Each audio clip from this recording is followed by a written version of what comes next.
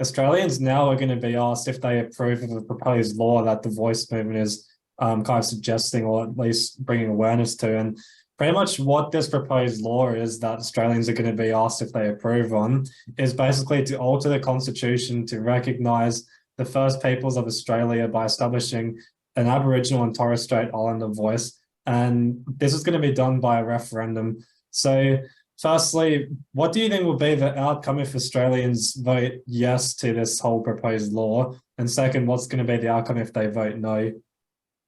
Okay, so I think the majority of the people will vote yes, but we won't get a majority of the states saying yes, right? So,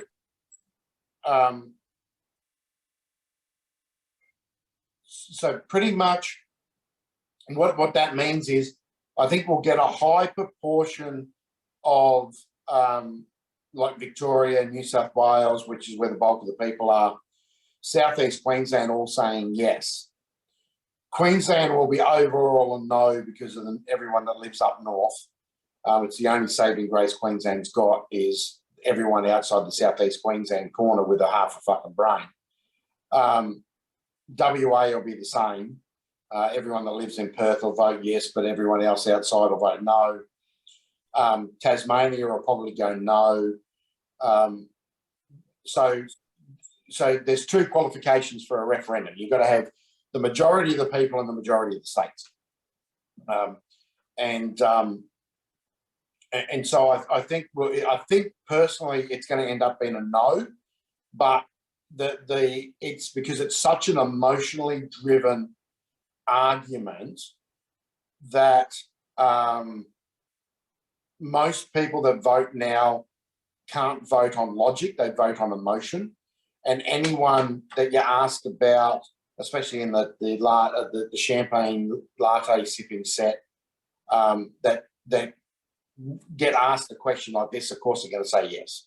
The question has been from a couple of guys that I know inside the Labor Party. They've said that this question has been workshopped so much that it's been refined so that they got a 96% yes at their focus groups, right? And which that's nearly unheard of in focus groups. Normally focus groups are 50-50 or 60-40 at best, right? But they have refined this and refined this and refined this to it's pretty much, because if you read that statement, right, you're pretty much going to go, if you're an uneducated idiot, you're pretty much going to go, oh yeah, okay, yes, right? And that, so that will get most people on because it's an emotive type question. But what people don't realise is there's already a multi-billion-dollar department that's under the Prime Minister and Cabinet called the National Indigenous Affairs Agency, NIAA. And this NIAA wastes so much money. Most people that I know in the Northern Territory, Northern Queensland, Northern WA that I've spoken to that are Aboriginal, that are elders and run their own Aboriginal communities, none of them have ever heard of this NIAA. When you have a look at the people that represent this NIAA, it's people that have absolutely no desire to really help Indigenous populations and make them improve. It's all about their job and feel good, rubber stamping, ESG, away we go. So we don't need this voice. They have a voice. It's a multi-billion-dollar voice. To have this enshrined in our constitution will be worse than what apartheid was in South Africa, because apartheid wasn't enshrined in the constitution. It was inflicted by the president and then, of course, the party. And it will be worse than anything that's happening in South Africa today with the Black empowerment movement. it will be 40 times as bad as what's happening with the Indigenous communities in Canada and that are getting their self-determination and all that. And it will be double as bad as what's happening in New Zealand.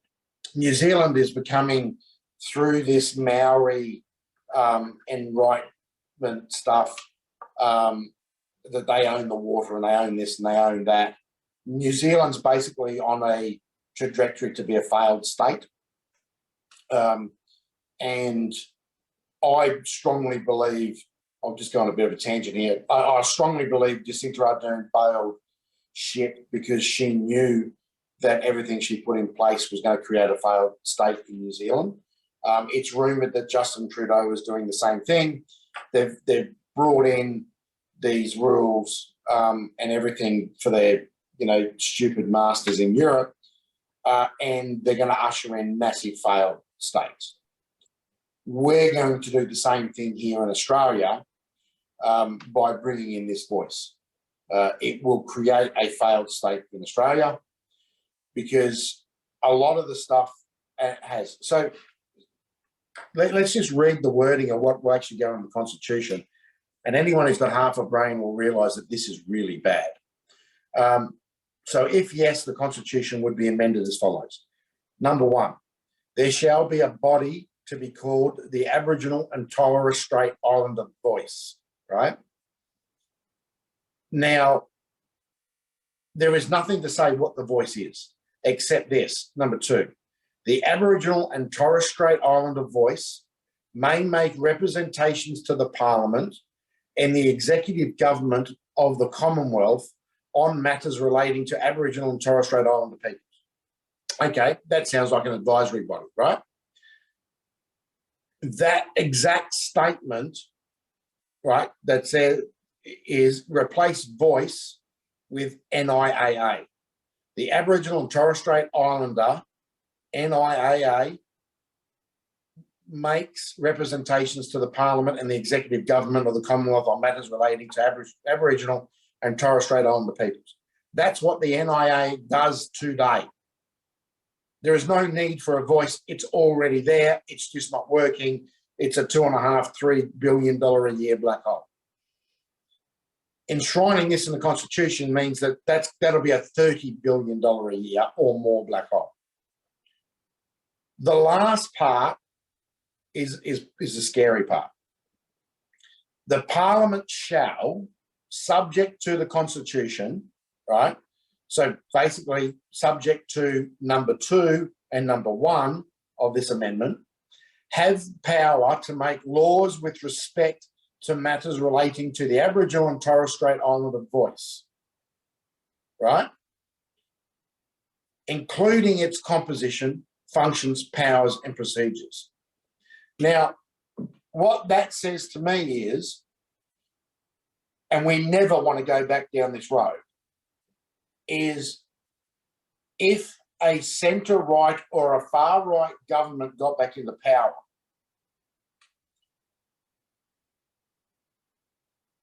it could draft laws. Actually, no, that's wrong, because the White Australia policy was actually drafted by Labor, and it was just upheld by all the useful idiots of the Country Party and subsequently the Liberal Party. So basically what they could do is draft a tougher, meaner White Australia policy, but take white out of that and make it Black Australia policy. So pretty much anyone who is not of Aboriginal descent, you'll be wiped out. You'll be gone. This is what could happen. And that is why this has to be stopped. It is why we need smaller, more efficient government that uses the departments that it already has to do what is right for the people of Australia, including Aboriginal and Torres Strait Islanders, including fat red-headed guys from North Queensland, right? So everything has to be done for everyone equally, or otherwise you end up with a 2-tiered state. You end up with South Africa. You end up with New Zealand. And you end up with China. China's a massive, massive divided country. You're either Han or you're nothing, right? And that's how most of the people in power think. So there is an absolute imperative that this goes down, because once it's enshrined in the Constitution, it'll be disastrous. There is judges, there is lawyers, there is the Law Association, there is a large group of legal and judicial minds that are now starting to come out against this, because, as one of them said, I'd be doing nothing but legal work to fight my clients against this new body. The NIAA, and Pauline Hanson read this out in Parliament the other day, had established 11 points that as soon as this got put into the Constitution, they wanted written into law. And some of them were national parks and beaches would be returned to the Indigenous people of that location, and no one could access those parks or beaches unless they paid for access.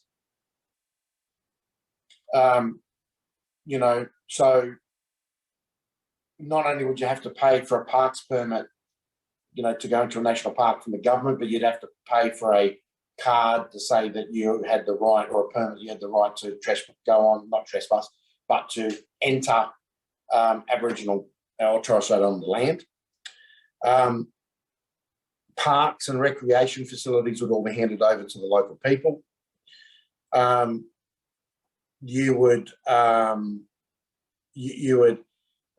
basically, rivers you couldn't go and fish in, dams you couldn't go and play in, fishing, hiking, because they could just say that we're not going to allow access. Great Barrier Reef would fall under this, so tourism operators would have to get special permits outside of Grumpa, which they already pay fees that are fucking through the roof. And meanwhile, most of that money doesn't go anywhere near the Great Barrier Reef. Most of it goes into southeast Queensland and the southern states. So there is massive, massive things. There would be no more mining. There'd be no more agriculture.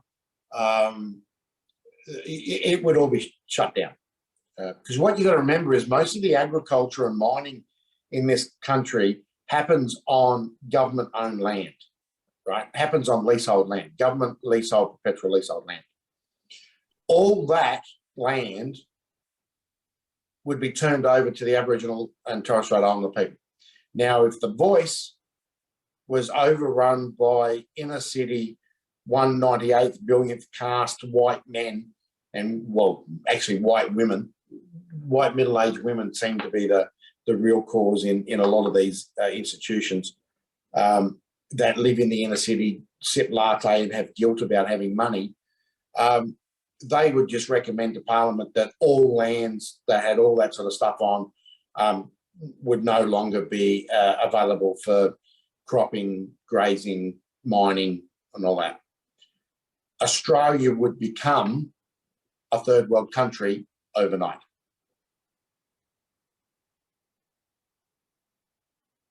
And I'm not even exaggerating, because this is all what was written in a letter that Pauline Hanson read out. She found in a cafe in Canberra and read out in Parliament.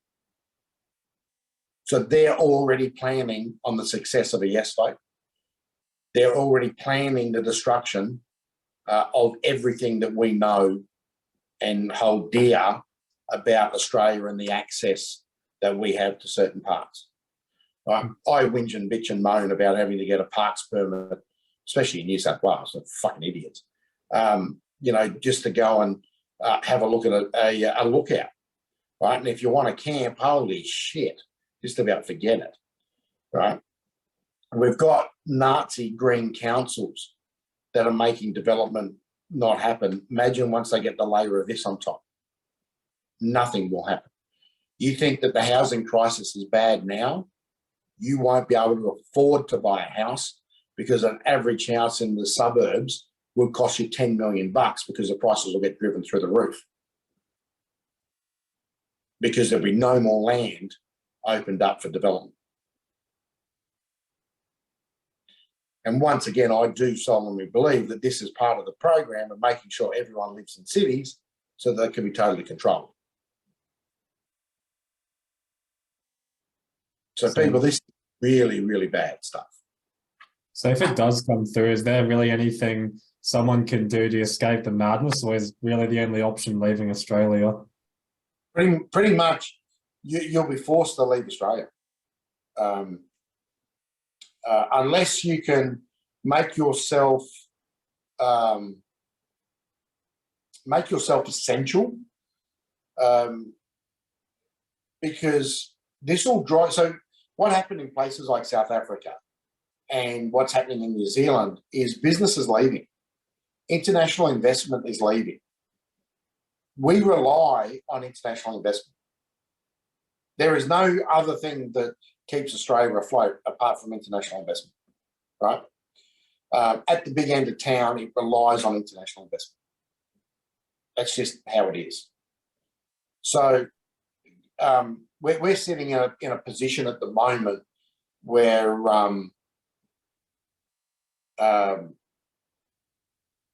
we're staring at the barrel of a really destructive bit of legislation.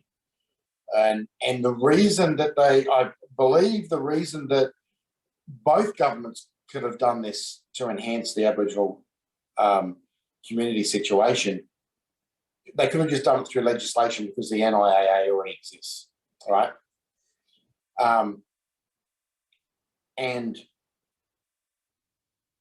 it exists and it does this exact thing. But I think what they're trying to do, especially the Labor Party, is get it in the Constitution so it can be never, ever overridden.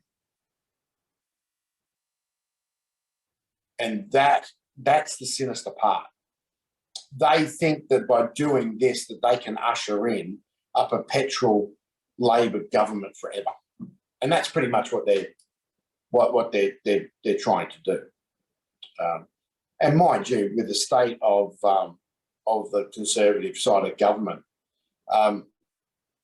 it's looking very likely that unless something happens soon, we'll end up with a very destructive parliament in that mix.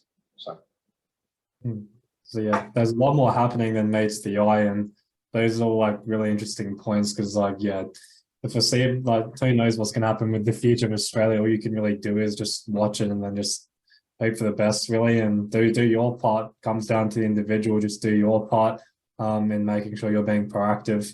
That's just the way I see it.